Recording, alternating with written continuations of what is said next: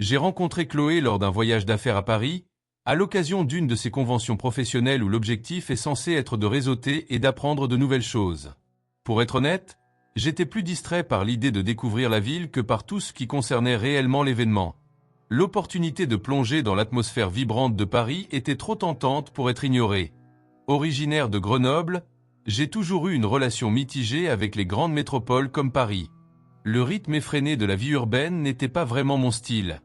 J'ai toujours préféré l'ambiance plus paisible et détendue des Alpes, où l'espace et la sérénité dominent. Mais Paris avait une attirance à laquelle je ne pouvais pas résister, les monuments imposants, la richesse culturelle et l'énergie des rues. Le rythme de la ville, mélange de chaos et de beauté, m'a captivé d'une manière que je n'avais pas prévue. C'est dans ce décor électrisant que j'ai croisé Chloé pour la première fois. Chloé n'était pas une femme qu'on pouvait ignorer. Dès qu'elle est entrée dans la pièce, elle a captivé l'attention de tous. C'était comme si l'espace s'était réorganisé pour se centrer sur son énergie. Son sourire radieux illuminait l'endroit et rendait l'atmosphère plus chaleureuse. Elle n'assistait même pas à la conférence en elle-même. Elle était venue avec un groupe d'amis à une soirée organisée après l'événement, à laquelle je m'étais rendu avec quelques collègues. Alors que tout le monde discutait affaires et essayait d'établir des connexions, Chloé brillait comme une étoile parmi des constellations ternes. Elle riait avec ses amis, son attitude insouciante étant contagieuse. Je me souviens du moment où nos regards se sont croisés, c'était électrique. Sans un mot, elle m'a attiré, et j'ai su que j'étais sous le charme. Ce soir-là, nous avons parlé pendant des heures. Chloé était captivante, spirituelle, spontanée et vive. Elle avait une manière unique de voir le monde, une perspective qui rendait tout autour d'elle plus léger, plus amusant. Son attitude insouciante était une bouffée d'air frais dans une salle remplie de discussions corporatives rigides. J'ai fini par oublier la conférence, le voyage d'affaires et tout le reste qui était censé compter. Nous avons parlé de tout, nos intérêts, nos parcours, ce qui nous avait amenés à Paris. À la fin de la soirée, nous avions échangé nos numéros, et avant même que je ne le propose, elle m'avait ajouté à ses contacts. De retour à Grenoble, je pensais que la distance mettrait fin à notre connexion, mais nous avons continué à échanger. Au début, les textos étaient simples, mais ils sont rapidement devenus un rituel quotidien. En moins d'un mois, nous étions dans une sorte de relation à distance. Au début, tout semblait parfait entre nous. Je prenais le train pour Paris un week-end sur deux, et Chloé m'accueillait toujours avec ce même sourire radieux. Les week-ends que nous passions ensemble étaient remplis de chimie, mais il y avait aussi une connexion plus profonde et implicite. Je pouvais lui parler de tout, et elle écoutait. Nous étions sur la même longueur d'onde d'une manière que je n'avais jamais vécue auparavant. Pendant un moment, j'ai pensé que j'avais peut-être trouvé la bonne. Je commençais à imaginer un avenir ensemble. Mais avec le temps, de petits détails ont commencé à fissurer l'illusion. Chloé avait toujours été claire sur le fait qu'elle tenait à son indépendance. Elle m'avait dit dès le début qu'elle détestait se sentir attachée, et je respectais cela. Je n'étais pas du genre possessif, et je croyais que notre relation était basée sur une confiance mutuelle. Mais bientôt, des fissures ont commencé à apparaître.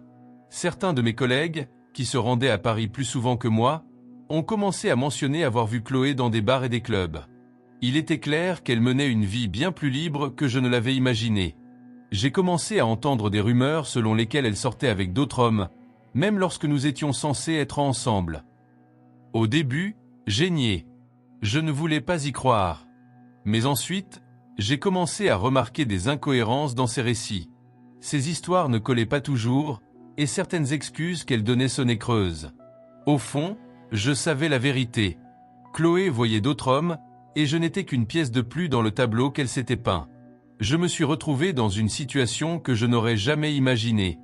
Une partie de moi savait que je devais mettre fin à tout cela, mais une autre partie était encore attirée par elle. J'appréciais trop sa compagnie, surtout les moments intimes que nous partagions. Alors, au lieu de la confronter, j'ai pris une décision. J'ai choisi de jouer son jeu. À partir de ce moment, Chloé a cessé d'être quelqu'un avec qui j'envisageais un avenir. J'ai arrêté de penser au mariage, aux enfants ou à la construction d'une vie ensemble. Pour moi, elle est devenue simplement une personne que je voyais occasionnellement lorsque je passais à Paris. J'ai commencé à vivre comme si j'étais célibataire. Je voyais d'autres femmes et disais à quiconque me posait la question que je n'étais pas en couple. Pendant ce temps, Chloé continuait de prétendre être fidèle, comme si elle était encore profondément engagée envers moi. Et moi, je faisais semblant de la croire. Chaque fois que je lui rendais visite, je me demandais quelles histoires elle ne me racontait pas, quelle soirée elle avait passé avec d'autres hommes avant mon arrivée. Mais à la fin, cela ne me dérangeait plus. Je n'avais plus aucune attente envers elle au-delà de notre arrangement informel. Nous savions tous les deux ce que c'était vraiment. Cette situation a duré un moment, des mois qui se sont transformés en années. Avant longtemps, nous étions dans cette étrange relation indéfinie depuis presque 2 ans. Mais un jour, sans prévenir, Chloé a commencé à changer. Elle est devenue plus affectueuse, plus romantique. Ses textos se sont intensifiés et nos conversations ont pris une autre tournure. Elle a commencé à parler de mariage, d'enfants et d'un avenir ensemble. Elle a même mentionné l'idée de déménager à Grenoble pour être plus proche de moi. C'est au cours d'une de ces conversations que j'ai réalisé qu'il était temps d'être honnête avec elle. Alors qu'elle parlait avec enthousiasme de notre avenir, je l'ai interrompue. « Chloé, il faut que je te dise quelque chose, ai-je dit. » Elle m'a regardée, curieuse, sans savoir ce qui allait arriver. J'ai pris une grande inspiration et ajouté « Je sais ce que tu fais. » J'ai toujours su. Son visage s'est figé immédiatement, son sourire remplacé par de la stupeur et de la confusion. « De quoi tu parles ?» a-t-elle demandé, la voix tremblante. Je n'ai pas hésité. Je lui ai tout raconté, les fois où mes amis et collègues l'avaient vue avec d'autres hommes, les noms des bars qu'elle fréquentait, et même le nom d'un collègue avec qui elle avait été impliquée. J'ai exposé les mensonges, les excuses qui ne tenaient pas debout, et la confiance qui s'était érodée depuis longtemps. Je lui ai expliqué que je ne l'avais pas confrontée plus tôt parce qu'émotionnellement, j'avais déjà décroché. Notre relation avait cessé d'être réelle pour moi depuis longtemps. Tu as cessé d'être quelqu'un avec qui je voyais un avenir dès ton premier mensonge, ai-je dit, la voix calme mais ferme. Elle est restée silencieuse pendant un long moment, ses larmes commençant à couler alors que la réalité de ce que je venais de dire s'imprégnait. Je n'avais jamais vu Chloé si vulnérable. Elle avait toujours été en contrôle, toujours confiante, mais maintenant, elle était brisée. Entre 2 sanglots, elle a réussi à demander « Alors, tout ce temps, tu m'utilisais juste ?»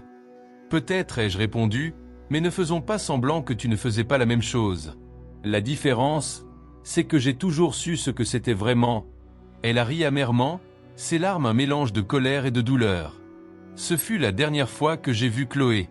Je lui ai dit de ne plus me contacter, et elle a respecté cela. D'après ce que j'ai entendu, elle est toujours célibataire. Peut-être qu'elle a enfin pris conscience du vide de la vie qu'elle menait, ou peut-être qu'elle cherche simplement quelqu'un pour porter le poids de ses erreurs passées. Quoi qu'il en soit, cette personne ne sera pas moi. Malgré tout ce qui s'est passé, je ne regrette pas le temps passé avec Chloé. C'était. Si vous avez une histoire similaire, n'hésitez pas à la partager avec nous dans les commentaires si vous souhaitez que nous la racontions. Merci d'avoir regardé jusqu'à la fin. N'oubliez pas de liker la vidéo et de vous abonner. À la prochaine!